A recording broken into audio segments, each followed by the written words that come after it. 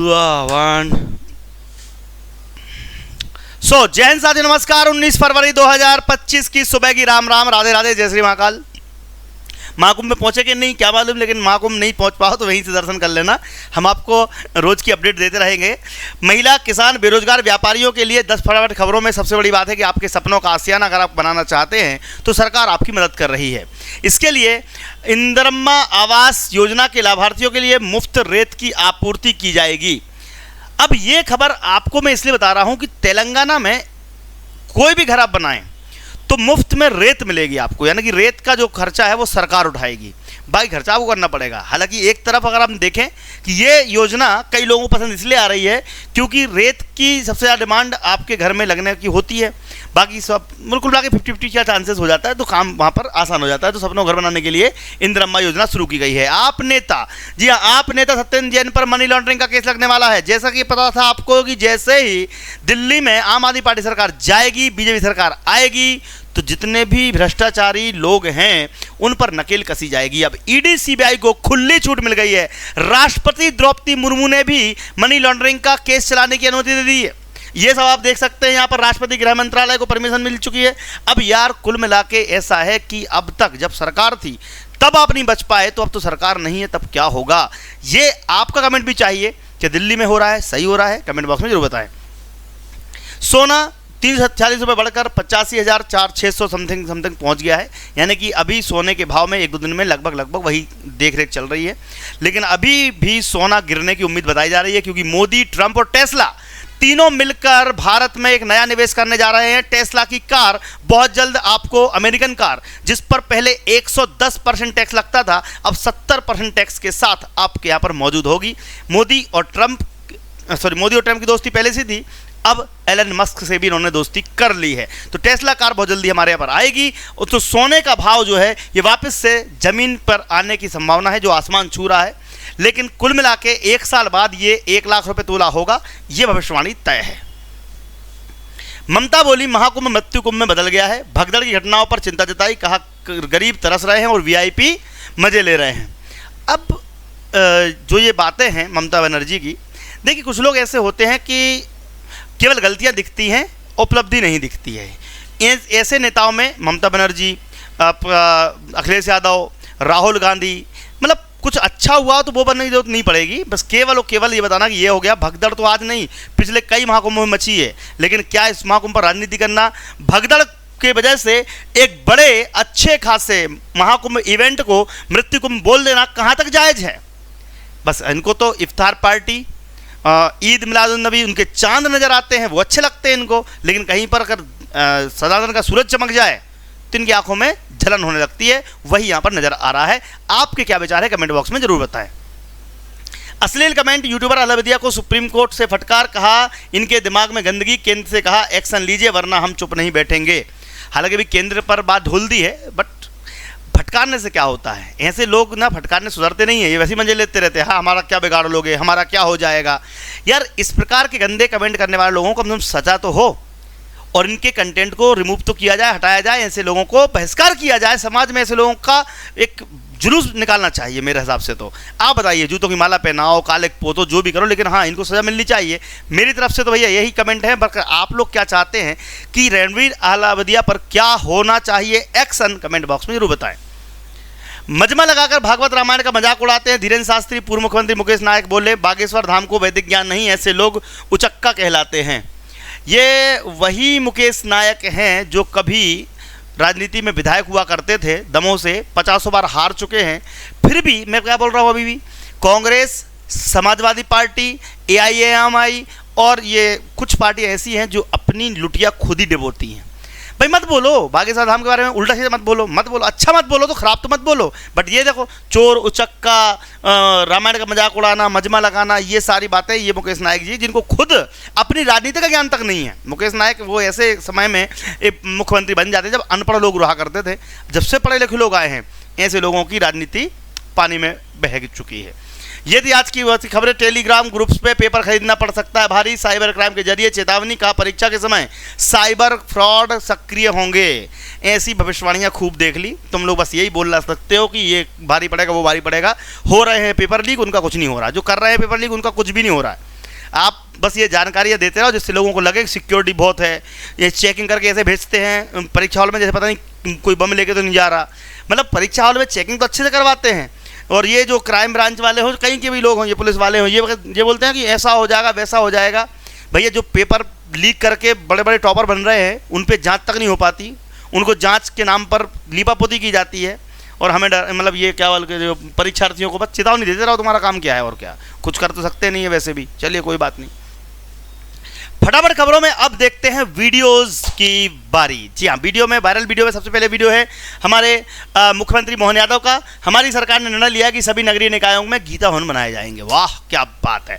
गीता भवन बनाने के लिए हर नगरीय निकाय यानी कि चाहे आपका कोई भी ऐसा नगर निगम हो, नगर पालिका हो, नगर परिषद हो, वहाँ पर आपको गीता भवन बनाए जाएंगे। इसकी घोषणा आज मोहन यादव ने करी है। वीडियो देखते हैं, वीडियो इसका देखेंगे अगली बड़ी। हमारी सनातन संस्कृति को हम जानते हैं, इसलिए हमने कहा हमारी विचारधारा सर्वे भवन्तु सुखिना सर्वे सन्तु निरामया। किसी के लिए भी हमारे मन में कोई गलत भाव नहीं है। हम तो प्राणी मात्र में सद्भावना देखने वाले लोग हैं और विश्व के कल्याण की बात करने वाले लोग हैं। ऐसे में हमारे मन में रोम रोम में राम समाये हुए हैं, रोम रोम में भगवान कृष्ण समाये हुए हैं। इसलिए भगवान राम के जीवन की गाथाएं, भगवान कृष्ण की कहानियां अपने अपने स्थान पर सांस्कृतिक भवन बना करके वहां विचार विमर्श के लिए, और कोई दायरा नहीं है कि केवल हमारे धर्म की बात करेंगे, सभी धर्मों की बात करेंगे, लेकिन स्थान स्थान नगर नगर पर गीता भवन बनाने वाले हैं। गीता भवन ये हमारी सरकार का निर्णय है। अगली खबर आ रही है मामा के मुखारबिंद से। मामा ने कहा है कि हमने तय किया है कि अगर कोई किसान आपके उत्पादन को कहीं बाहर बेचना चाहता है तो उसे ट्रांसफर करने का खर्च सरकार उठाएगी। भैया आपके गांव में आपको गेहूं, मटर, चना, धान जो भी बेचना हो आप अपने गांव में इसलिए बेच सकते हो क्योंकि सामने आप किसी के यहाँ भी दे सकते हो, ठीक है, वहाँ लाना ले जाना महंगा नहीं पड़ता। लेकिन अब तुमको बेचना है भोपाल, तुमको बेचना है इंदौर, तो कैसे आए, क्या करें?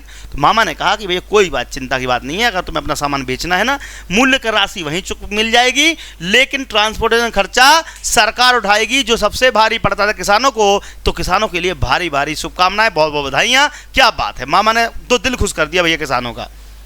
वीडियो देखिए फिर देख। हमने एक नई योजना बनाई। टमाटर भी अपने रायसेन जिले में बहुत होता है। बीच में टमाटर की कीमत गिर गई तो टमाटर वालों का मर गए भैया, अब तो तुड़वाई नहीं निकल रही। तो अभी अभी हमने एक योजना बनाई है, मुख्यमंत्री जी यहाँ बैठे हैं। अब यहाँ तो किसान का सस्ता बिकता है टमाटर, लेकिन दिल्ली में, बंबई में बहुत अच्छे रेट होते हैं। यहाँ मिलता है बिकता है 2 रुपया किलो, और वहां बिक रहा है 40 रुपया किलो।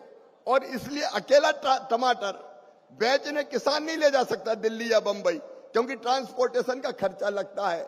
और इसलिए राज्य सरकार की एजेंसी के माध्यम से या नेफेड के माध्यम से जो किसान अपने टमाटर जैसी फसल को, आलू, प्याज, टमाटर अगर बाहर ले जाके बेचना चाहेगा तो ले जाने का जो ट्रांसपोर्टेशन का जो भाड़ा लगता है वो सरकार देगी, सरकार, ताकि अच्छी जगह जाके अगर रेट ठीक मिले। एमएसपी पर तुअर, उड़द और मसूर की खरीदी में मोदी जी की गारंटी है।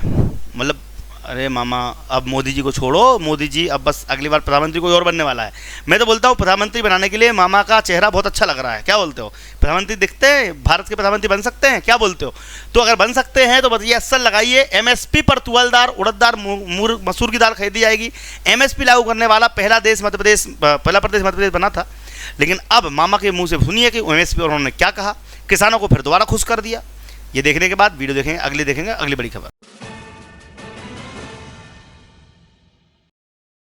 वैसे ही सुन लो भैया, तुअर, मसूर, उड़द जितनी पैदा होगी सबकी सब एमएसपी पर खरीदी जाएगी। एक दाना नहीं छोड़ेंगे हम, एक दाना, पूरी खरीदी की हम गारंटी देते हैं। एक एक दाना खरीदा जाएगा। अभी हमने फैसला किया, मसूर आयात हो रही थी बाहर से, जिसके कारण मसूर के रेट गिर रहे थे।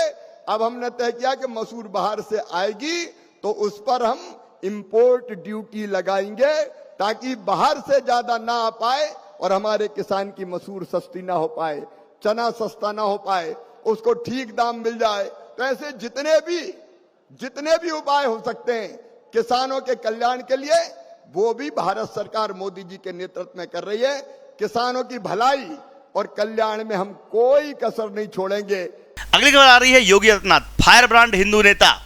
वो विधानसभा में खड़े होकर खुद ये मान रहे हैं कि ग्रामीण क्षेत्रों में स्कूलों के हालात बहुत खराब हैं, वहाँ संसाधन है ही नहीं। क्या बात है भैया। यहाँ पर आप देखोगे हमारे योगी आदित्यनाथ ने एक बात जरूर बताई है कि बहुत सारे जैसे कि सपा पर डायरेक्ट कटाक्ष करते हैं, बोलते हैं कि भैया तुम उर्दू की पढ़ी है, लेकिन कभी सनातन के बारे में बोला, तुम्हें स्कूलों के बारे कंप्यूटर के बारे में बोला, नहीं बोला। बोले उर्दू क्यों नहीं सिखाई जाती। भैया उनके खुद के बच्चे स्कूल पढ़ रहे कहाँ, विदेशों में, और आम आदमी पार्टी की उसकी बात कर रहा हूँ मैं, समाजवादी पार्टी की, और यहाँ पर उर्दू की बात करते हैं। ग्रामीण क्षेत्रों में स्कूल की हालत ख़राब है, वहाँ संसाधन नहीं है, तो फिर ठीक कौन करेगा। ठीक तो वही विधायक करेंगे ना, जिसका जो विधायक वहाँ का वो काम करेगा। देखते हैं वीडियो उसका, देखेंगे अगली बड़ी खबर।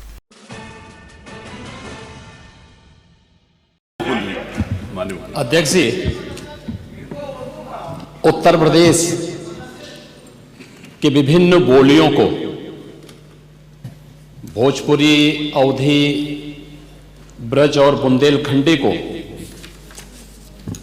इस सदन में सम्मान मिल रहा है और हमारी सरकार तो इन सब के लिए एक एकेडमी का भी गठन, अलग अलग एकेडमी के गठन की कार्रवाई को भी आगे बढ़ा रही है। ये सभी हिंदी की उपभाषाएं हैं, यानी हिंदी की बेटियां हैं।